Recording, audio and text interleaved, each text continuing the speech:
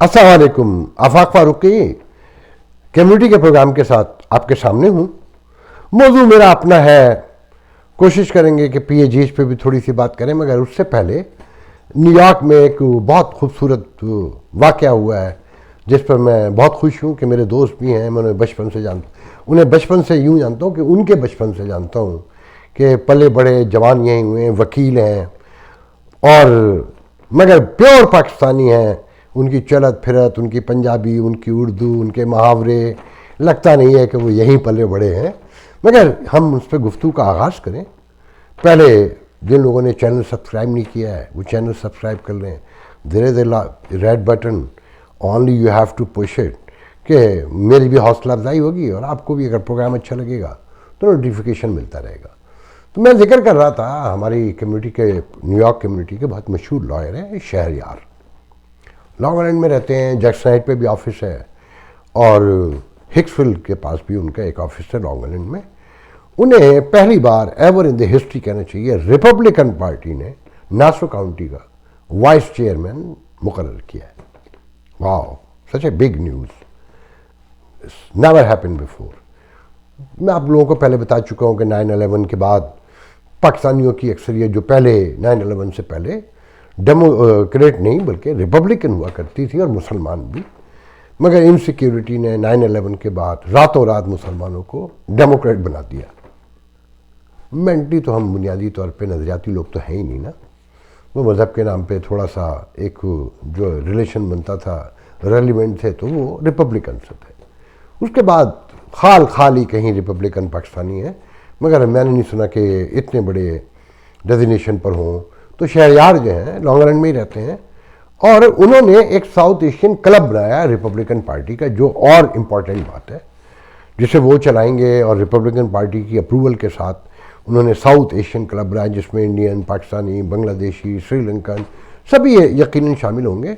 और ये एक बहुत अच्छा आगाज़ है।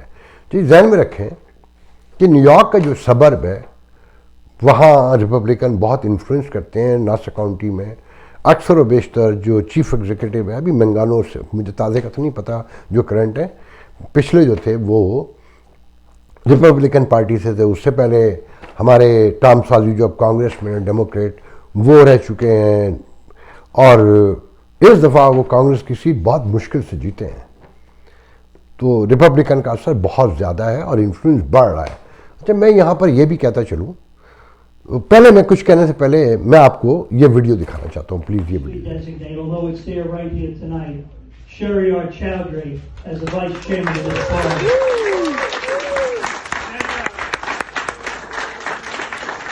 So we want to work together. Thank you very much for your involvement, Saeed. Thank you.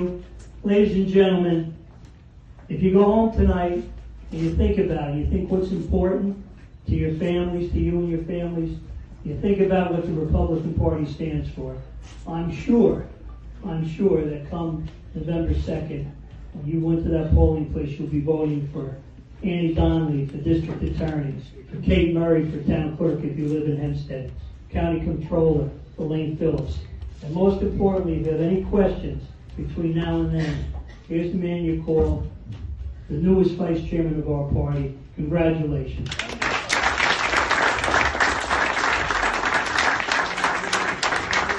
Thank you. I'm not good at memorizing speeches, so I just make a little bit of notes. I want to first of all thank. तो ये है शहरयार, उनके लिए एक function किया Republican party ने और बड़े चुनिंदा पाकिस्तानी, वहाँ बड़े जो नामवर पाकिस्तानी हैं उन्हें बुलाया। अच्छा, मैं जब से मूव हुआ हूँ टेक्सास में, मेरी राय, मैं रजिस्टर्ड डेमोक्रेट वोटर हूँ, मगर मैंने अंदाज़ा लगाया है कि जैसे पाकिस्तान में पीपल्स पार्टी या मुस्लिम लीग नून अपने लोगों को इस्तेमाल करते हैं, नज़रिया तो कोई है नहीं। डेमोक्रेट का बहुत बड़ा नज़रिया है बिलाशुबा, मोस्ट लिबरल, मॉडर्न, और हर तरह के मॉडर्न है, कंजर्वेटिव मॉडर्न भी हैं और लिबरल भी हैं, ह्यूमन राइट्स के सबसे बड़े चैम्पियन हैं। मगर इमिग्रेंट्स के हवाले से जहाँ जहाँ इनकी हुकूमतें हैं, जो कवानीन हैं, वो इमिग्रेंट से पैसा बनाने की मशीन नज़र आते हैं मुझे। रिपब्लिकन स्टेट्स में ज़्यादा फैसिलिटीज़ हैं, ज़्यादा लोगों को आज़ादियाँ हैं और लोग ज़्यादा पुरसुकून हैं। मैं इस पर कभी डिटेल से बहुत बात करूँगा और लोगों को लेकर आऊँगा इंशाल्लाह। तो शहरयार जो है एक हवा का नया झोंका है मेरे नज़दीक, और लॉन्ग आइलैंड में रहने वालों से, पाकिस्तानियों से मैं रिक्वेस्ट करूँगा कि उनके साथ काम करें और रिपब्लिकन के करीब रहें, उनसे मुकम्मल लाताल्लुक ना रहें। आप डेमोक्रेट को वोट दें अगर आपको डेमोक्रेट अच्छे लगते हैं, मगर पढ़ लिख कर समझ कर फैसला करेंगे तो ज़्यादा आसानी होगी। अब आते हैं हम अपने दूसरे टॉपिक अपना की तरफ। मेरा बेस्ट टॉपिक है और मेरे बहुत सारे दोस्त भी हैं वहाँ, और बहुत से मुझसे नाराज़ भी रहते हैं कि मैं ये पॉलिटिक्स क्यों करता हूँ। और कम्युनिटी में तो कोई इतना कुछ है नहीं, अपना है, PAGH है, या शहरयार जैसे साउथ एशियन क्लब बनेगा तो वहाँ पे भी कुछ ना कुछ तो हिलजुल होगी ना, कुछ मौका मिलेगा बोलने का। तो बहरहाल अपना का जो एनुअल इलेक्शन है वो शुरू हो चुके हैं कल से। कैंडिडेट्स आपको सबको पता है कि डॉक्टर आयशा ज़फ़र हैं जो मदर तेरेसा कहलाती हैं, जो ख़वातीन की ईदी हैं, और उनके मुकाबले में डॉक्टर रेहान अरशद हैं, सेक्रेटरी भी रह चुके हैं अपना के, और north American Pakistani cardiologist association के प्रेसिडेंट भी रह चुके हैं, और मेरे नज़रियाती साथी हैं, बादशाह खान के फॉलोअर हैं, प्रोग्रेसिव हैं, मॉडर्न हैं, लिबरल हैं। मगर सुना ये है कि जमातियों का, बुनियाद परस्तों का बहुत बड़ा वोट उनके पास जा रहा है, और उनकी जितनी गुफ्तगू है वो PTI को अट्रैक्ट करने के लिए है। चले, इक़्तिदार तो मिले ना, कहीं से मिले, हो सकता है बाद में अपने एजेंडे की तरफ, जिससे हमारा और उनका इत्तफाक बनता है। वो डॉक्टर तकी के भी दोस्त हैं, तो ये कैसे मुमकिन है कि जमातियों का वोट लेकर वो उनका एजेंडा पूरा करें। तो देखें कैसा मुकाबला होता है। मेरे पास सारी कैलकुलेशन है, मगर मैं किसी जीत हार की कोई पेशन गोई नहीं करूँगा, मैं पार्टी नहीं बनना चाहता। फिर दूसरा मुकाबला आसिफ मोहिद्दीन डॉ से हैं, डॉ के प्रेसिडेंट भी रह चुके हैं, और जो ट्रेजरर रही हैं पिछली हुमैरा कमर सेक्रेटरी की पोस्ट पे, उन दोनों के दरमियान मुकाबला है। वहाँ भी बहुत दिलचस्प मामला चल रहे हैं। डॉ के कुछ लोगों ने लड़ाई तो देखें, हमारा हुस्न है हमारी जमहूरियत का कि जब तक ज़ातियात तक ना आए मसला हल नहीं होता, गुफ्तगू आगे नहीं बढ़ती। तो डॉ के जो ग्रुप्स हैं सोशल मीडिया पे, उसमें कुछ पब्लिक रिकॉर्ड डाला गया है, मैं उस पर ज़्यादा गुफ्तगू नहीं करूँगा, क्योंकि लोग फ़ौरन पार्टी बना देते हैं, मतलब हालांकि ख़ुद केयर नहीं करेंगे, दूसरों को मौका देंगे, मगर कोई बोलेगा तो उसे कह देंगे देखें ये पार्टी है। तो पब्लिक रिकॉर्ड डाला है और काफ़ी माशाल्लाह से शोर पड़ा हुआ है। फिर तीसरा आखिरी मुकाबला है जोसेफ मैनुअल और तैयब राना के दरमियान। जोसेफ मैनुअल जो हैं वो सीनियर हैं, और जो मेंबर कमेटी है उसके चेयर भी रह चुके हैं, और उनका दावा है, और जो यकीनन दुरुस्त होगा, मगर बहुत सारे लोगों की एफर्ट्स है उसमें कि वो 700 वोट बनाए उन्होंने। मैंने पिछले किसी प्रोग्राम में भी कहा था, मगर उसमें यह कंट्रोवर्सी है कि जी 700 वोट तो बनाए मगर आधी फीस कर दी। फिर लोग कहते हैं आधी फीस के बाद भी उसकी भी किस्तें की गई, मगर डेडिकेटेड हैं। मगर साथ में उनके जो मुकाबले में तैयब राना है, वो अमेरिकन बॉर्न रेज हैं, और यहीं के मेडिकल स्कूल के पढ़े हुए हैं, और मार्केटिंग से भी वाकिफ़ हैं। वो भी कहते हैं कि जनाब मैं एक नई साइंस के तहत, नई ट्रेनिंग के तहत, नई दुनिया के तकाज़ों के तहत मेंबरशिप भी करूँगा, एंटरप्रेन्योरशिप भी को भी अट्रैक्ट करूँगा, और मैं मार्केटिंग भी करूँगा, और गवर्नमेंट से के सिटी और स्टेट के इदारों से और फेडरल गवर्नमेंट से फंडिंग लेकर आऊँगा। तो इस सिलसिले में जो मेरी मालूमात हैं कि उसमें तो नंबर चाहिए बहुत बड़ा, ऐसे कोई पैसे नहीं देता कि आपके मेंबर कितने हैं, कम्युनिटी कितनी बड़ी है, कि लंबी बहस है। बहरहाल यहाँ पर भी कांटे का मुकाबला है, और दोनों ग्रुपों का दावा ये है कि नहीं उनका बंदा क्लियर कट जीत जाएगा। तो मैं यहाँ पर भी कोई प्रेडिक्शन नहीं करूँगा, क्योंकि डॉक्टर तैयब राना से मेरे बहुत अच्छी हाई हेलो है, मेरी दुआएं सबके लिए हैं। अब जो सबसे मोस्ट इम्पॉर्टेंट बात यह है कि देखें, ये तंजीम सन 2000 के बाद से ऊपर आना शुरू हुई है, या लेट 90s में इसकी मेंबरशिप कभी 4000 तक भी गई। फिर ये 3600 पे आई, 3100 पे आई, 2900 पे आई, 2700 पे आई, 2600 पे आई, और अब 2350 वोट रह गया है टोटल।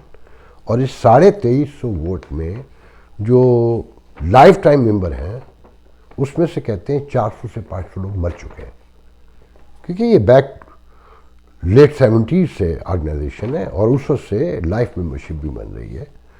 तो लेट 70 से अगर हम 80 से भी लगाएं तो 40-42 साल हो गए हैं, जो उस वक्त 30-35-40 साल के लोग थे यकीनन।